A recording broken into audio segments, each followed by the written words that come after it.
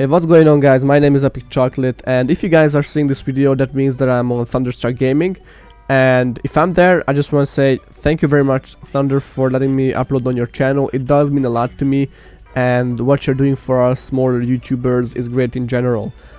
So the topic of today's commentary is going to be something that Call of Duty has really screwed up in the recent years. Now, a lot of you guys may not think about this, or you may have not realized this, but it's actually there. It's right in front of your face. And this is the game's campaign. And I'm not saying the campaigns are bad. I'm not saying that they're objectively bad and unplayable. What I'm saying is that the campaigns don't connect to each other. So let's just take some time and go back into the past and just ask ourselves this question. When was the last time a Call of Duty game connected, in the campaign, connected to a previous campaign? Let's just think about this for a second.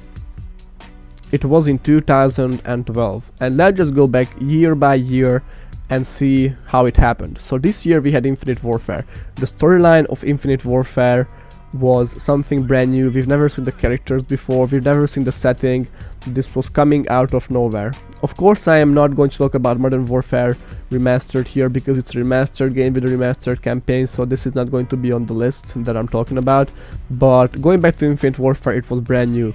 Going back to Black Ops 3, I think a lot of people expected a campaign that continues Black Ops 2. And although it is true that Black Ops 2 and some characters and events from Black Ops 2 were mentioned, the campaign ultimately was about something completely different, and I didn't really understand it. I didn't really like it. I think it was a little bit weird of a campaign, to say the least. Some of the parts were basically insane, and I think I completed it, although I'm not sure, but I didn't like the campaign and I didn't feel that it was connected to the previous one.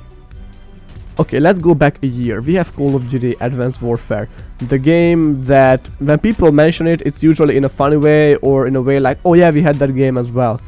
And the campaign of that game was, I think, one of the best campaigns that Call of Duty has ever made, or Call of Duty has ever had. And even though it was excellent, like it was one of the best campaigns, if not the best, it was still not connected to anything previously.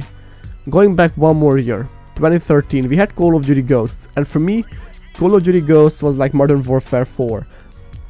And this is because the elements of the game, the point streak system and some of the guns and some of the maps and everything just resembled Modern Warfare 3.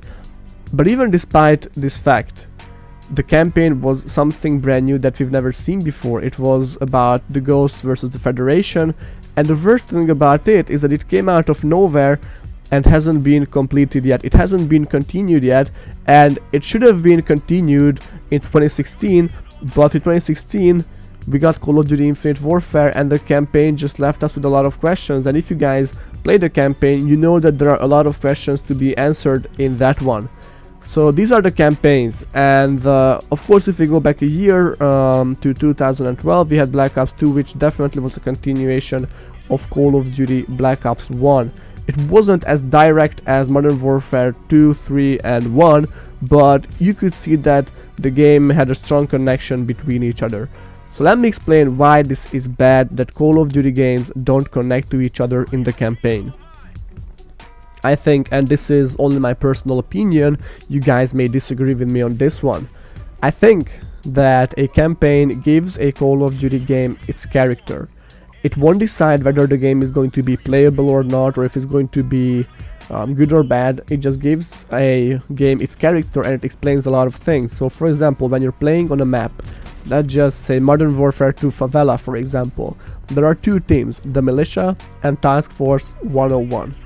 And if you play the campaign, you understand why these teams are here. You understand why is the Task Force, why is the Militia, and why the Favela. And if you play any other map, you will know why these teams are fighting there. And if you play the campaign, you also know what some people did in the campaign, in these stories, what they are responsible for, who are the heroes, who are the villains. And once you have that, the game becomes a whole, like something that is whole and it's complete. It's like a movie. Let's just take a look at Modern Warfare 3, or the whole Modern Warfare series. Basically, we had Call of Duty 4, Call of Duty 6, of course that's Modern Warfare 2. And when Modern Warfare 3 came out, it became, I think for a short time, the most selling Call of Duty in history, or it may be to this day as well, but I'm not sure. But the thing is that the game became an instant hit. And if you play the multiplayer, you know that this game is far from being perfect. You have the ACR, you have FMG9 Akimbo, MP7, you have the Stealth Bomber, and a lot of things that should not be there and that ultimately just sometimes make the game miserable and unplayable. But because the campaign continued and people had this emotional attachment that played the previous titles, for example, they played Call of Duty 4 and Call of Duty 6. They have an emotional attachment to the story and the characters as well. If you ask any Call of Duty veteran on this day or to this day, who is Soap McTavish, who is Roach, who is Captain Price, who is General Shepard, who are all of these people, they will probably tell you. They will most likely tell you who these people are. And this is a great way to get people attached to your game. All of these people that played Modern Warfare 1 and 2, they loved the story, and as soon as they heard that Modern Warfare 3 is going to be out, they jumped for it and bought it. And this was because the game had a storyline, it had a deeper meaning, it had characters, it had a proper story. It wasn't just some random bunny hopping simulator where you had to make guns, or to earn guns, excuse me, you had to earn guns from supply drops, and your odds of getting a weapon were like winning the lottery.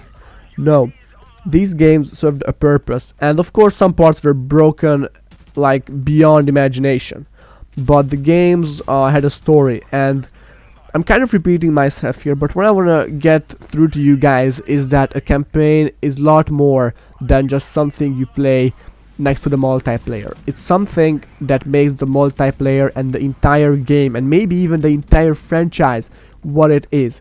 It's a crucial part, and I think if developers took more time to really invest into the campaign and continue previous stories from Call of Duty, I think Call of Duty could be a lot better game.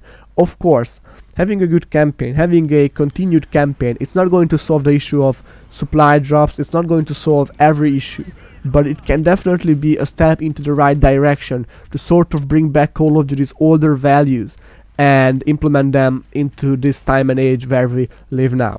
That's all I wanted to talk about in today's video, and I hope you guys enjoyed it. But if I can ask you guys, just leave your thoughts below in the comment section, because I would like to hear your guys' opinion about this whole thing. Like, do you guys play the campaign? Do you think it is as important as I say it is? Do you think it's just some extra? I would like to hear your thoughts, because I think this is a great topic to sort of have a debate or just some conversation about. But once again guys, if you guys enjoyed this video, please check out my channel. If not, that's also cool. I'm glad you watched the whole video, and I will talk to you guys sometime in the future as well. Peace.